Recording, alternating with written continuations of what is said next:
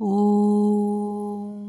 तव कथामृतं तप्तजीवनं कविभिरीडितं कल्मषापहं श्रवणमङ्गलं श्रीमदाततं भुवि गृह्णन्ति ये भूरिदा जनाः।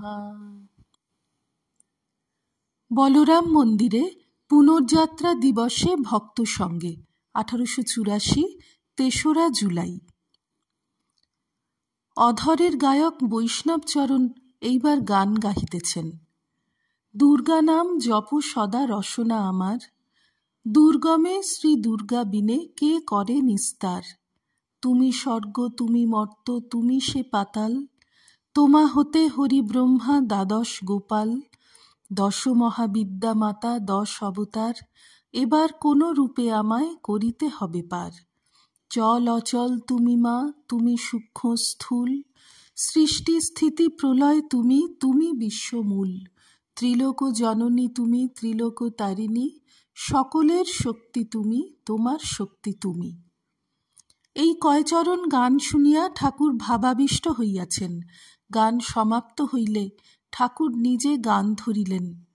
যশোদা নাচাত শ্যামা বলে নীলমণি, সেরূপ লুকালে কোথা করাল বদনী। বৈষ্ণবচরণ এইবার কীর্তন গাইতেছেন। সুবল মিলন। যখন গায়ক আখর দিতেছেন রা বই ধা বেরোয় না রে, ঠাকুর সমাধিস্থ হইলেন। শশধর প্রেমাশ্রু বিসর্জন করিতেছেন। পঞ্চম পরিচ্ছেদ। ঠাকুরের সমাধি ভঙ্গ হইল, গানও সমাপ্ত হইল। শশধর, প্রতাপ, রামদয়াল, রাম, মনমোহন, ছোকরা ভক্তেরা প্রভৃতি অনেকেই বসিয়া আছেন। শ্রীরামকৃষ্ণ মাস্টারকে বলিতেছেন, তোমরা কেউ একটা খোঁচা দেও না, অর্থাৎ শশধরকে কিছু জিজ্ঞাসা করো। রামদয়াল শশধরের প্রতি, ব্রহ্মের রূপকল্পনা যে শাস্ত্রে আছে সে কল্পনা কে করেন?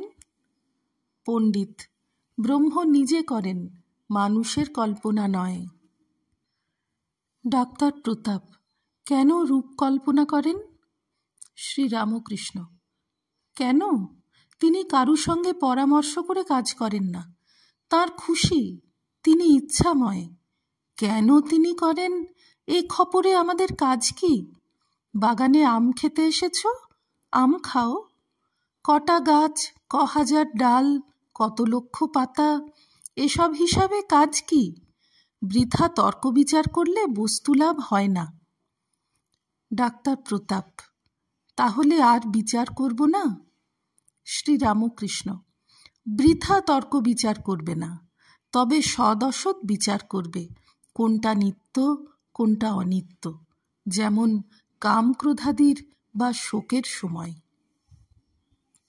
পণ্ডিত, ও আলাদা, ওকে বিবেকাত্মক বিচার বলে। শ্রীরামকৃষ্ণ, হাঁ, সদসৎ বিচার। সকলে চুপ করিয়া আছেন। পণ্ডিতের প্রতি, আগে বড় বড় লোক আসত। পণ্ডিত, কি বড় মানুষ?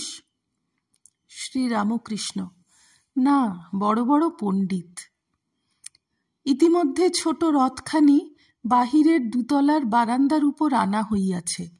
শ্রী শ্রী জগন্নাথদেব, সুভদ্রা ও বলরাম নানা বর্ণের কুসুম ও পুষ্পমালায় সুশোভিত হইয়াছেন এবং অলঙ্কার ও নববস্ত্র পীতাম্বর পরিধান করিয়াছেন। বলরামের সাত্ত্বিক পূজা, কোনো আড়ম্বর নাই। বাহিরের লোকে জানেও না যে বাড়িতে রথ হইতেছে। এইবার ঠাকুর ভক্ত সঙ্গে রথের সম্মুখে আসিয়াছেন। ওই বারান্দাতেই রথ টানা হইবে। ঠাকুর রথের দড়ি ধরিয়াছেন ও কিয়ৎক্ষণ টানিলেন, পরে গান ধরিলেন। নদে টলমল টলমল করে গৌর প্রেমের হিল্লোলে রে। গান, যাদের হরি বলতে নয়ন ঝরে তারা, তারা দুভাই এসেছে রে। ঠাকুর নৃত্য করিতেছেন, ভক্তেরাও সেই সঙ্গে নাচিতেছেন ও গাইতেছেন। কীর্তনিয়া বৈষ্ণবচরণ সম্প্রদায়ের সহিত গানে ও নৃত্যে যোগদান করিয়াছেন। দেখিতে দেখিতে সমস্ত বারান্দা পরিপূর্ণ হইল। মেয়েরাও নিকটস্থ ঘর হইতে এই প্রেমানন্দ দেখিতেছেন। বোধ হইল যেন শ্রীবাস মন্দিরে শ্রী গৌরাঙ্গ ভক্ত সঙ্গে হরিপ্রেমে মাতোয়ারা হইয়া নৃত্য করিতেছেন। বন্ধুবর্গ সঙ্গে পণ্ডিত রথের সম্মুখে এই নৃত্যগীত দর্শন করিতেছেন। এখনও সন্ধ্যা হয় নাই। ঠাকুর বৈঠকখানা ঘরে আবার ফিরিয়া আসিয়াছেন ও ভক্ত সঙ্গে উপবেশন করিয়াছেন। শ্রী রামকৃষ্ণ পণ্ডিতের প্রতি। এর নাম ভজনানন্দ। সংসারীরা বিষয়ানন্দ নিয়ে থাকে, কামিনী কাঞ্চনের আনন্দ। ভজন করতে করতে তাঁর যখন কৃপা হয়, তখন তিনি দর্শন দেন, তখন ব্রহ্মানন্দ। শশধর ও ভক্তেরা অবাক হইয়া শুনিতেছেন। পণ্ডিত বিনীতভাবে, আজ্ঞা, কিরূপ ব্যাকুল হলে মনের এই সরস অবস্থা হয়? শ্রীরামকৃষ্ণ, ঈশ্বরকে দর্শন করবার জন্য যখন প্রাণ আটুপাটু হয়, তখন এই ব্যাকুলতা আসে। গুরু শিষ্যকে বললে, এসো তোমায় দেখিয়ে দিই কিরূপ ব্যাকুল হলে তাকে পাওয়া যায়। এই বলে একটি পুকুরের কাছে নিয়ে শিষ্যকে জলে চুবিয়ে ধরলে। তুললে পর শিষ্যকে জিজ্ঞাসা করলে, তোমার প্রাণ কিরকম হচ্ছিল? সে বললে, প্রাণ আটুপাটু করছিল।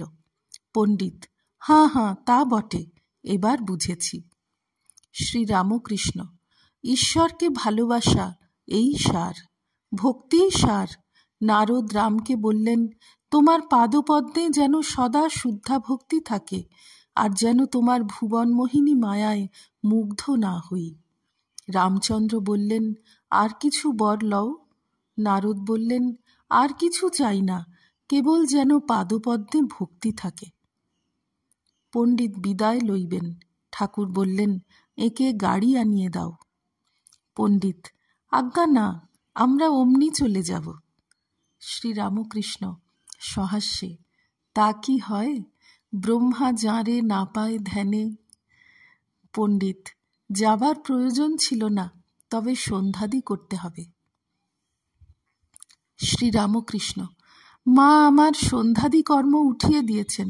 সন্ধ্যাদি দ্বারা দেহ মন শুদ্ধ করা, সে অবস্থা এখন আর নাই। এই বলিয়া ঠাকুর গানের ধুয়া ধরিলেন। সূচি অসুচিরে লয়ে দিব্য ঘরে কবে শুবি, তাদের 2 সতিনে পীড়িত হলে তবে শ্যামা মারে পাবি। শশধর প্রণাম করিয়া বিদায় গ্রহণ করিলেন। রাম, আমি কাল শশধরের কাছে গিয়েছিলাম, আপনি বলেছিলেন। শ্রীরামকৃষ্ণ, কই, আমি তো বলি নাই। তা বেশ তো, তুমি গিছিলে। রাম, একজন খবরের কাগজের সম্পাদক আপনার নিন্দা করছিল। শ্রীরামকৃষ্ণ, তা করলেই বা। রাম, তারপর শুনুন। আমার কথা শুনে তখন আর আমায় ছাড়ে না, আপনার কথা আরও শুনতে চায়। ডাক্তার প্রতাপ এখনো বসিয়া। ঠাকুর বলিতেছেন, সেখানে একবার যেও, ভুবন ভাড়া দেবে বলেছে। সন্ধ্যা হইল। ঠাকুর জগন্মাতার নাম করিতেছেন। রাম নাম, কৃষ্ণ নাম, হরিনাম করিতেছেন। ভক্তেরা নিঃশব্দে শুনিতেছেন। এত সুমিষ্ট নাম কীর্তন, যেন মধু বর্ষণ হইতেছে। আজ বলরামের বাড়ি যেন নবদ্বীপ হইয়াছে। বাহিরে নবদ্বীপ, ভিতরে বৃন্দাবন।